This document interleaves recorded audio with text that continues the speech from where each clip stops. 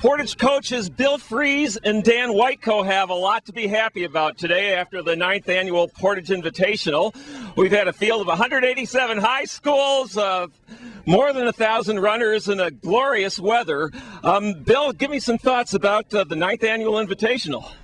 Well, here today, we couldn't be more proud of. Not only did the weather bring out a lot of spectators as well, but Dan and I, facilitate this, but we could not make this thing happen without all the volunteers and the people that are involved with this event. Our sponsors have been great to us over the years, and I think this being our 9th year is the greatest year we've had so far, and we're looking to try to do some special things next year for the 10th anniversary.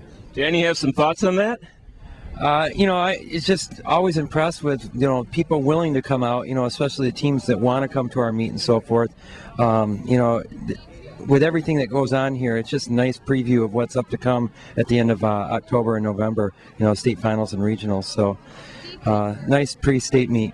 And there's something very special today, in that some of the teams bumped up in divisions. Tell me some about the Division I boys race. There have been some great performances all day, but the Division I boys has been really something special.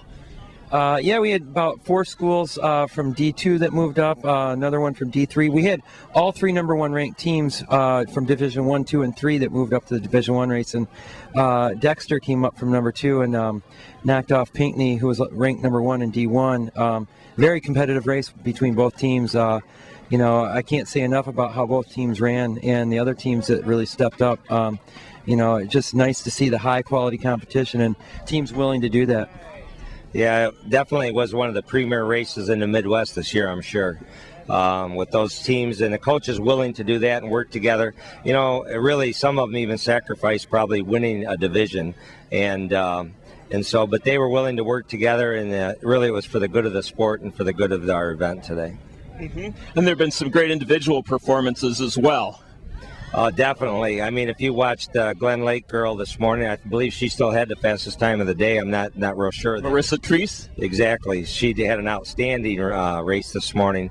But if you look just across the board, many people broke into the top 20 times on our honor roll that we keep for this course. Mm-hmm. Yeah, I think in the boys D1 race, you saw about 6 or 7 guys go under 16 minutes. So several of those guys be on our record board for upcoming history and so forth. But a lot of great girls races. The Grand Haven girl Addison, sophomore, yeah. Oh, sophomore. But I had a feeling that she was going to come out with a good race, and she's running real strong this year. So there's a lot of great performances all around. We have a big anniversary coming up. Do you guys have any special plans for the 10th? Well, we do, but we're not going to let them out of the bag yet. So we're working on some things, and hopefully we can make some things happen for the 10th anniversary. One of the things that we've done, and this is in conjunction with Gazelle and Brooks this year, and that is that we are now offering a $1,000 scholarship to a senior boy and a senior girl. They had to have run in the race their senior year here in Portage, but also they'll submit an application, and there'll be a board that will review that. And along with Brooks Running, as well as Gazelle Sports and the Portage Invitational, we're going to provide $1,000 every year now to a young lady and a young man to help them further their education. What about numbers for today? I understand it's a record-breaking year.